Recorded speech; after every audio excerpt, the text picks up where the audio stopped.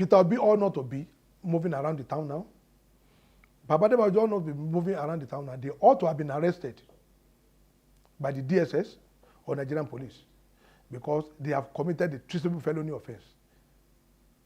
The Constitution of Nigeria permitted anyone declared as a winner at any level to be sworn in, then you that is not in agreement with that can now go to court.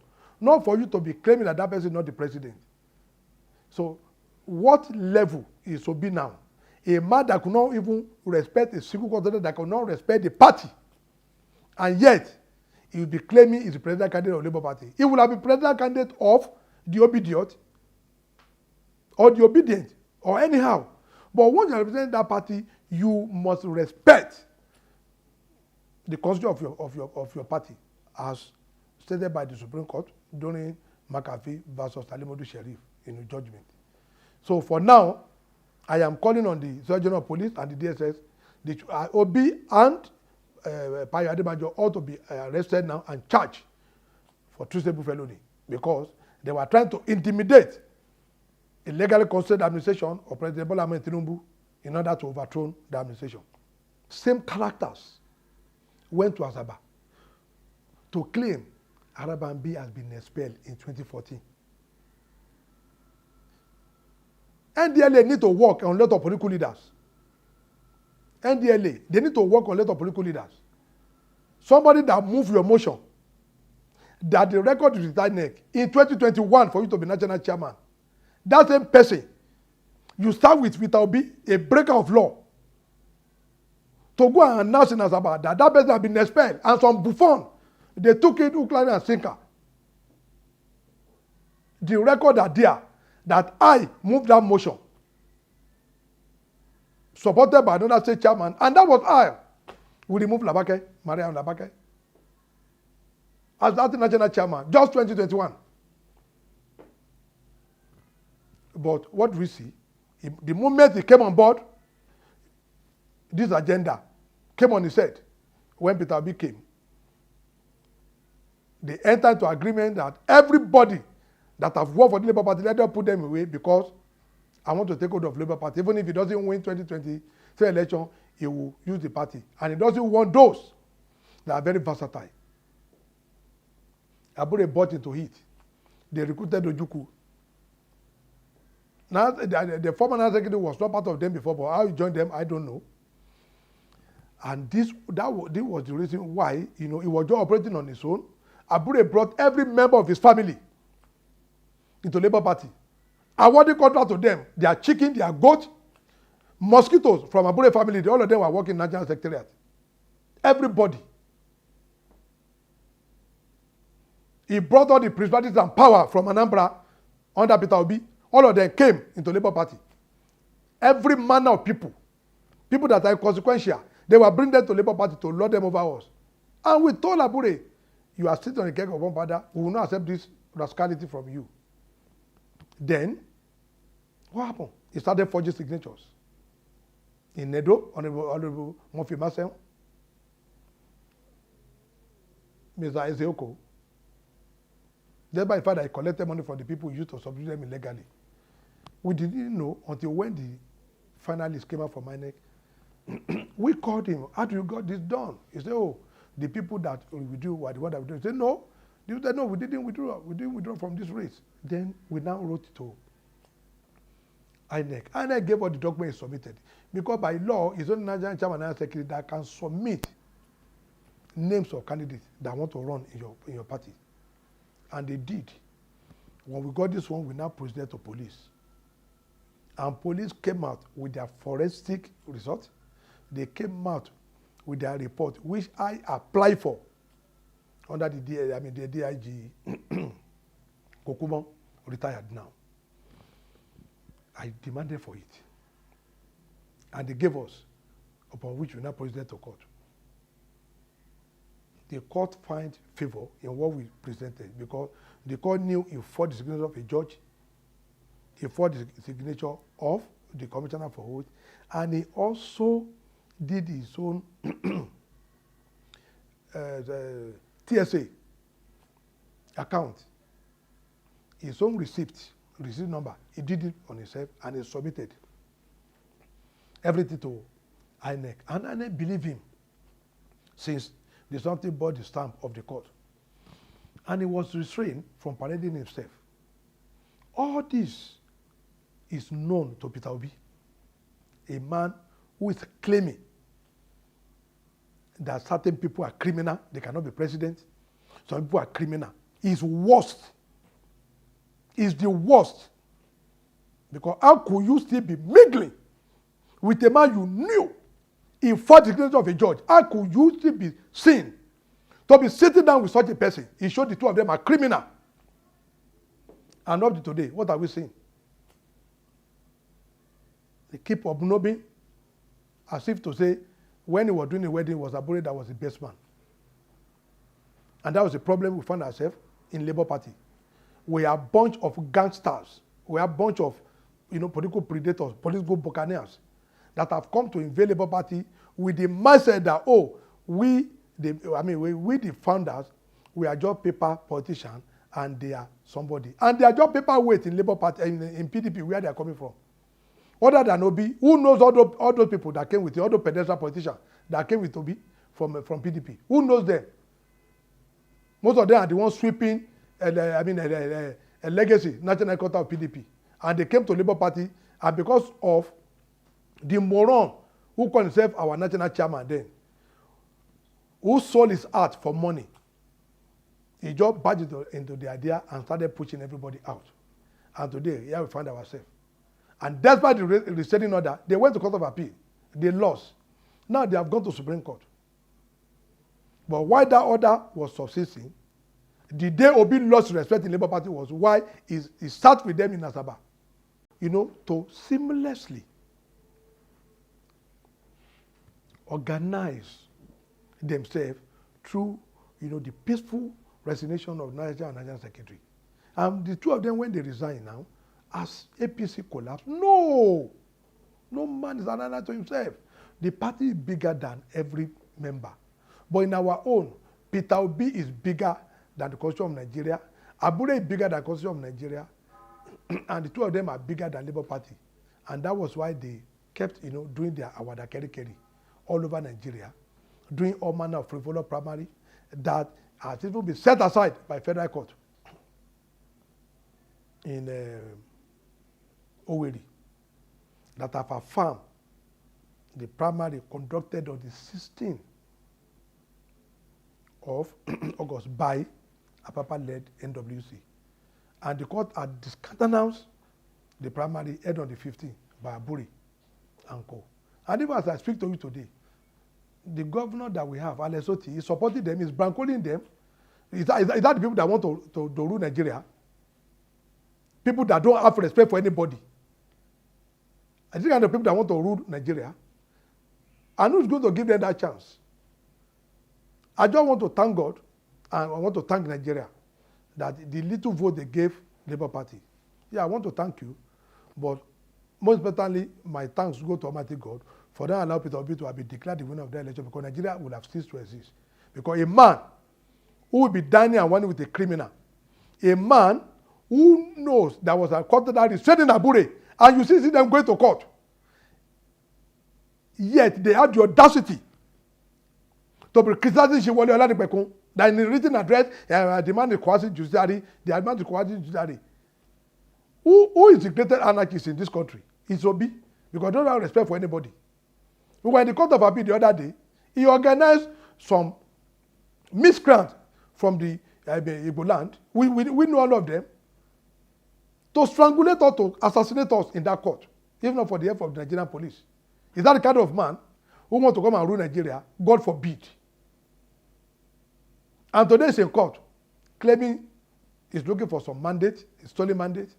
And you have a man in the name of Akoshitokun who was on loan from Zenith Labour Party, their senatorial candidate even up to now, who was on loan to Labour Party, claiming that the INEC chairman should resign.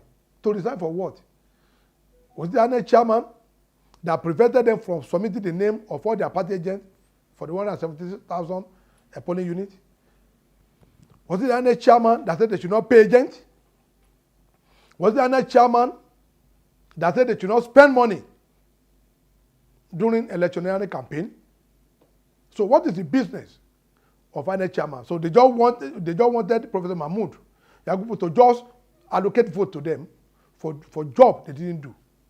You have to work before salary is paid to you. I give it to Alhaji Atiku. Look at the way he's conducting himself now. But it's only, you see, most of these people, you know, it's only the obedient. I want to let me give you the difference between obedient and the obedient. Obedient are the Labour Party member. Obedient are those miscreants following Obi all around. They are not a member. A lot of them have their message that they are not members. When you are not a member of the Labour Party, you are a member of the obedient. Because that the people constituting themselves a nuisance to the federal government of Nigeria. You see them going on here, you see them on social media, talking all manner of rubbish that they do not even understand. They went to court, they couldn't call one single agent to defend all the money they said they stole. And at the end of the day, what now happens? He was not even a member, he was not even the list of register of member of Labour Party. And yet, so where is the ground? On what ground, you know, is he parading himself as a presidential candidate? And, you know, there are also some burning issues about the president have been sworn in. All do you remember that he did a tweet where he referred to President Bola Ahmed Tinubu, you know, using long convoy of car. Later, he deleted that tweet because he doesn't want to accept him as the president, which is unlawful, which is illegal. Also, Baba Adebanjo in Lagos also said the government is illegitimate and Tinubu president does not exist. President Tinubu does not exist. All these are treasonable offense because it is very clear when, you know, treason refers to offense of attempting to overthrow a government of a state through intimidation. And section 37(1) said, where you levy a war against a state, if the administration of a president or governor in an attempt to overthrow that person, you are guilty of treason. And the offense is punished by life imprisonment. By this, National Secretary opted, you know, to toe the path of honor because it is sacrosanct in law that you cannot be a judge, you know, in your own case. So they now have an acting chairman, an acting secretary, you know, no matter the allegation they were levied with, the two of them felt were in the interest of the party because the party bigger than them. They have contributed, you know, a lot to the party. They still thought, you know, within themselves that, oh, we must not allow our party to disintegrate. Therefore, let us step aside so that at least other freshmen can come on board and, you know, they will now do the investigation. And if they come out clean, fine, they can be called upon, or probably in other higher capacity, the president can invite them. Now, to your second question regarding issue of Labour Party, we are so unfortunate that we have the former national chairman, Aburi, as our national chairman ever in the history of Labour Party, because that is the worst national chairman that ever presided over Labour Party. And we're also very unfortunate to have the likes of Peter Obi, you know, and his ethnic, irredeemable irredentists, you know, that invaded Labour Party. Where we thought, you know, they came with the hope of a new Nigeria, with the hope of forming a better Nigeria. We never know that, you know, they came, you know, to divide us. We never knew they have this ethnic agenda that they want to perpetrate. And they felt Labour Party is the best, you know, party for them to actualize that inordinate ambition. Why do I call them ethnic irredentists? At first, the crisis started. I remember sometimes in November last year, when the list of the President Campaign Committee, you know, was released without the consent of the National Working Committee. I raised this issue within the NWC meeting, And that was the very first day that I know Obi is not a Democrat, but rather is a dictator. We raised this issue, and the issue I formulated that day was, we have a national chairman from the South, we have president candidate from the South, we have director general from the South. Why we are doing this? Let us now give the director general of the campaign to the North, because we must be seen to be, truly represented as a Nigerian. But it was at this juncture, that, Obi became something else. And thereafter, he was very, very clear. It came out clear that for him, he prefer the people that he can, that can quickly understanding. And by then, I got to know he's talking about his people from his region, and that is not acceptable to us as Labour Party. I went on here to complain about an attempt by Abure, who is from the Oromi, the Igbo side of Edo State, the attempt to southernize Labour Party, which Abure knows is not going to be possible, because Abure is not my leader in Labour Party. We were together, we are both foundation members of Labour Party.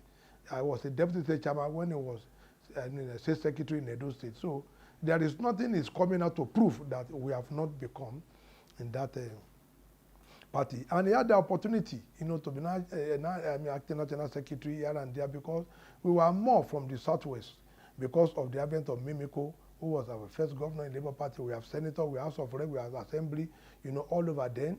Even as of 2019, we have an assembly from Benue. We have the former deputy senate president, that the immediate past, Senator Agege, who was elected under Labour Party before he defected to ACN. So it's not to be that made Labour Party. Labour Party have been there, but probably he felt, the ideology is in tandem with his own ideology, and he came deceptively to lure all of us into his ideology. And we never knew he was against the North, he was against the South, except people from Anambra, Imo, and Abia. Those are the people, he felt he can do business with politically. So that's side. Then when this matter, rages on, I just want to let this out for the first time that he was the one that threatened that will be removed from the party for him to have his way. And I told him it's not going to be possible, because we are the foundation member of Labour Party, and there are certain instances I've been telling those who care to listen, but I think I will let them know here now. The NSC that is supporting Abure today has taken over the party sometimes in 2017, 2018, where they fostered one Omotosho from Kwara on Labour Party. Where was Abure then? I was just the state chairman of Labour Party in Ogun. And I remember vividly, the then national chairman, may God bless his soul, because even Alhaji Abdul Kadri, in death, is better than Abure alive. It's better. I will never forget when Abure was brought to Abeokuta by my very good brother, the national advisor of the party. They came, and I was the sole sponsor of the suit that we instituted in Federal Court Abeokuta. And what was it all about?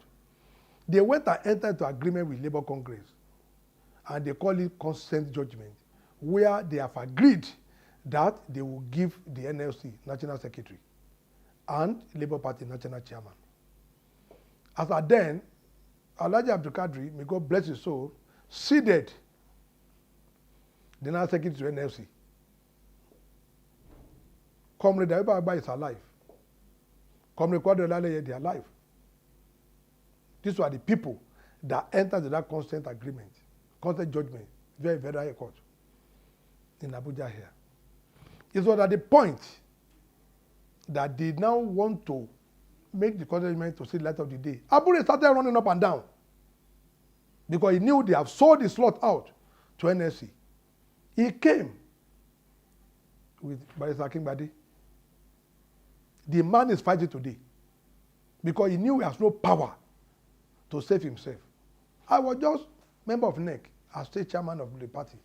They came, I hired an SCN. I hired an SCN. I paid with my money. Who is Ojuku? Did Ojuku have 500,000 then? Umar was the state chairman in Kaduna State. That is the outside national secretary. I paid money, millions of naira to that SCN. We fought with Mr. Femi Falana.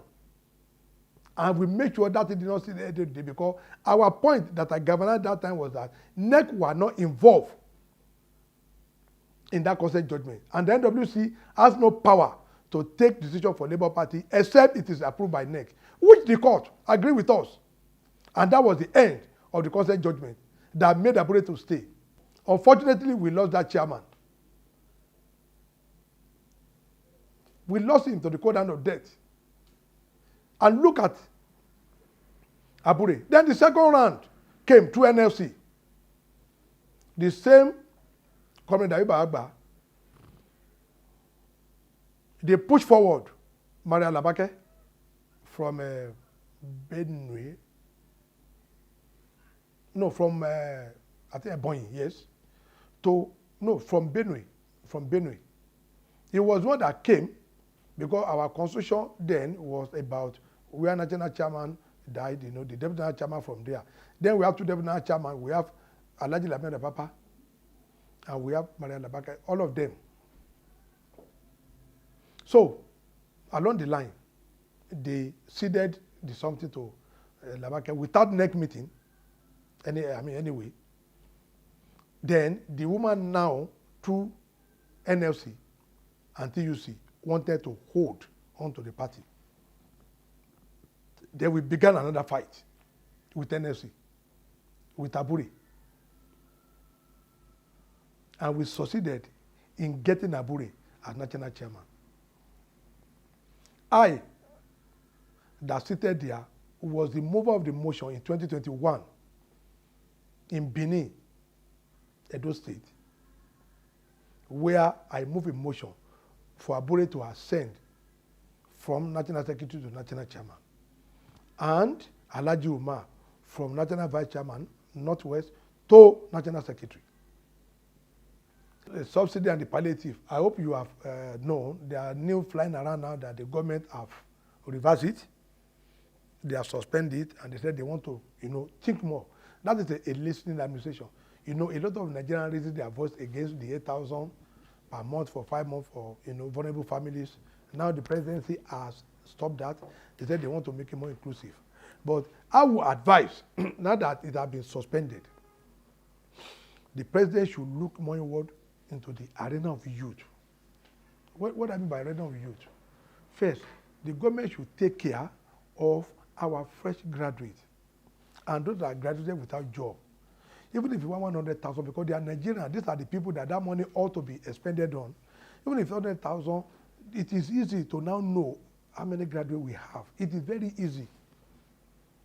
Because we all of us have one single BVN now. It's very easy for them to just collate via NYSC. And those that are above, at least they have exemption certificate. Let them just verify, so that at least they can be giving them stipend. By then they will have removed the load of their parents who have suffered over the years to train them in university, and when they are out, there is no job. It is incumbent on such parents to continue to fend for that child. But I want to advise Mr. President, please look inward into that area so that you can help them. That will go a long way. If Nigeria are under that salary, all of them have their accounts. All of them have their account. Those that I'm very sure there are no graduate that doesn't have an account. There are no graduates, I'm very sure, that don't have an account. Let them help them at least with 100,000 per month until when they are able to be gainfully employed. Then number two, the small and medium enterprise, businesses, the peasant traders. Government should also find a way, maybe through this cooperative.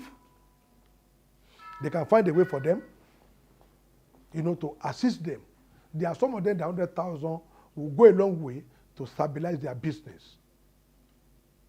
I think those two categories of people, they need palliative.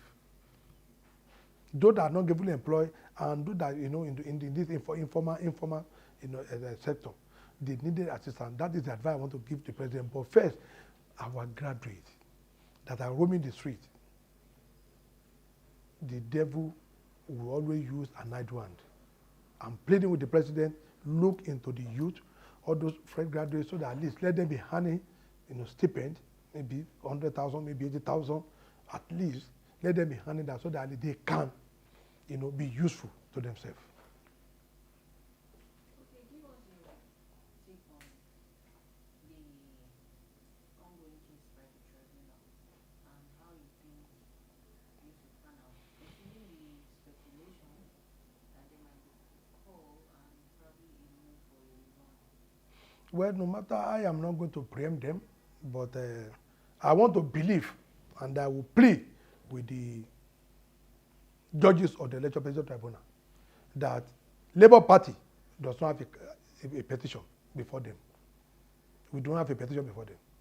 It could be between the APC and PDP, because the way and manner they control themselves. But the man who calls himself our president candidate is a fraudulent individual. Everything they presented there is fraud.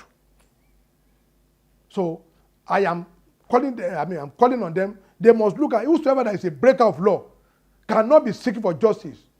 Obi has been disobeying a court order. Therefore, he should not be seeking for justice in the Electoral Petition Tribunal. They should discountenance him and let that judgment be between the first and the second. Obi should be discountenanced. Your final words to Nigerians, considering the call for protests and where this will lead us as a nation.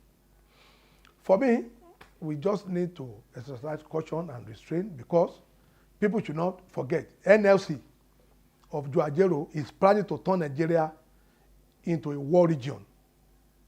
So Nigerian youth, Nigerian masses, be wary of NLC. They have a motive. I'm not talking of the TUC, but NLC president is an agent of destabilization. He cannot call for any protest. I've been saying this. He's a man that doesn't like APC. The simple reason is that he's a member of Labour Party. He's a member of NEC of Labour Party. So he's an interested party. So he's not going to be fair in his judgment. So Nigeria, let us watch how we are going to merry-go-round our way out of all this problem caused by the immediate part of the administration. President just, came on board. He wasn't the one that introduced subsidy. Subsidy was there during Babasojo. It was there during Jonathan. It was there during, the former president, Yadra. But it was Baba Buhari that removed the subsidy and said he doesn't believe in it. And both all political parties accepted that subsidy is a fraud. So until when we are able to negotiate this, turbulent water, we just must remain calm. But Nigerians, don't listen to NLC. NLC is partisan, NLC is political. Under Joajero, they are partisan, they are political. They are looking for an attempt to unseat the current administration through all means. So Joajero cannot be trusted.